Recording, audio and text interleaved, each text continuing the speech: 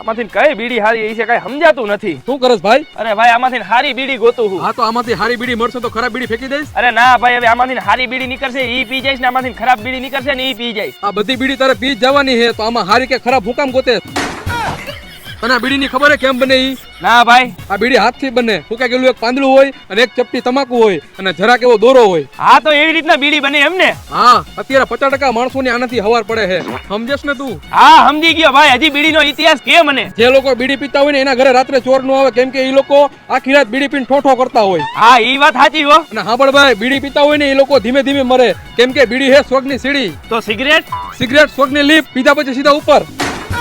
અને બીડી નો પીવે, બીડી પીવાથી કેન્સર થાય. તો નથી પીવી ભાઈ.